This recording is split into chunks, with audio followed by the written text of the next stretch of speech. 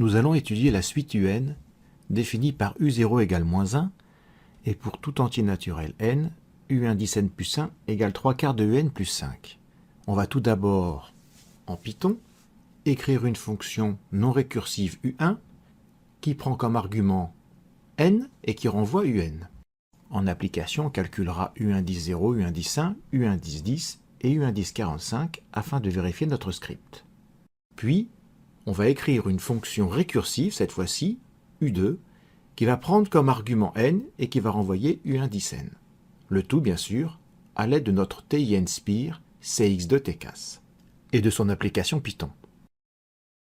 Dans un nouveau classeur, on va ajouter Python, puis nouveau, et nous allons appeler notre script suite. Alors, pour définir notre fonction U1, on va appuyer sur Menu, Intégrer, et choisir Fonction, puis Def Function.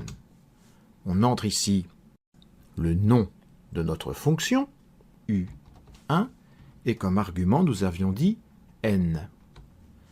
En appuyant sur la flèche du bas, nous passons à la ligne suivante. On commence par écrire U égale moins 1, qui est le premier terme de notre suite. Puis après, nous allons créer une boucle pour. Pour cela, on va appuyer sur Menu, Intégrer, puis choisir Contrôle, et sélectionnons la boucle pour de ce quatrième choix. L'indice, nous allons l'appeler I, for I in range de n. Et tout simplement, dans cette boucle, on va définir U comme étant égal à 3/4 multiplié par U plus 5. Une fois la boucle achevée, il suffira de renvoyer la valeur de U en écrivant au clavier Return U ou bien dans Menu, Intégrer, Fonction, on choisit Return. Et bien sûr, on doit taper U. Voilà, nous venons de définir notre première fonction U1. On va maintenant enregistrer notre script et vérifier la syntaxe, soit à l'aide du raccourci CTRL-B, soit en appuyant sur Menu, puis choisir Exécuter. Et là, nous choisissons le second choix, vérifier la syntaxe et enregistrer. Suite.py a été enregistré avec succès. Il n'y a pas eu d'erreur de syntaxe détectée. Cela ne veut pas dire que notre script va fonctionner parfaitement, mais en tout cas, une erreur de syntaxe grossière n'a pas été détectée. On va maintenant exécuter notre script, soit en appuyant sur CTRL-R, soit en appuyant sur Menu, puis Exécuter, et choisir Exécuter. Nous sommes maintenant dans le shell Python, et on peut appeler notre fonction U1, soit en tapant au clavier U1, soit en appuyant sur var, qui va rappeler toutes les variables définies dans le script. Ici, il n'y avait que U1. Et on entre un argument, choisissons 0, et la fonction renvoie moins 1, ce qui était attendu. Recommençons, en choisissant de calculer U1 de 1, le script renvoie 4,25, puis U10, et enfin avec 45. Pour écrire notre seconde fonction, on va retourner dans l'éditeur de script en appuyant sur CTRL, flèche de gauche,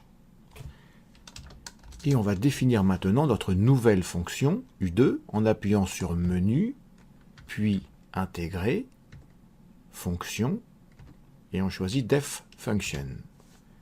On entre le nom de notre fonction U2, toujours le même argument, n. Alors cette fois, dans la définition récursive de cette fonction, on va faire un test. Si n était égal à 0, il faudra renvoyer moins 1. Donc on va chercher le test conditionnel en appuyant sur Menu, Intégrer, Contrôle et choisir If, Else.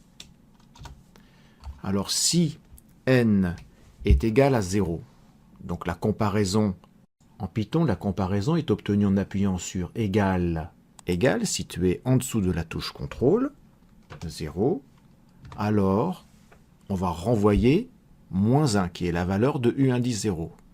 Return se trouve dans Menu, Intégrer, Fonction, et on choisit Return. Donc on renvoie moins 1. Sinon, que se passe-t-il? Eh bien, on va renvoyer, donc à nouveau, Menu 4, 1, 2. On va renvoyer, eh bien, 3 quarts multiplié par le terme précédent, c'est-à-dire U2, ouvrez une parenthèse, N-1, auquel on rajoute 5. Voilà, l'écriture de notre deuxième fonction est achevée. Utilisons cette fois-ci le raccourci CTRL-B pour enregistrer le script et vérifier la syntaxe, et CTRL-R pour l'exécuter et aller dans le shell.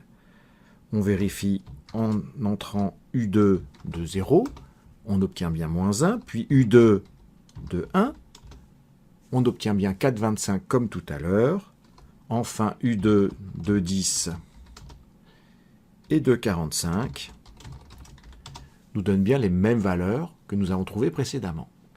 Alors il ne faut pas abuser des fonctions récursives, car en Python, avec la tNspire, le nombre de récursions autorisées est de 45, donc là nous étions tout juste à la limite.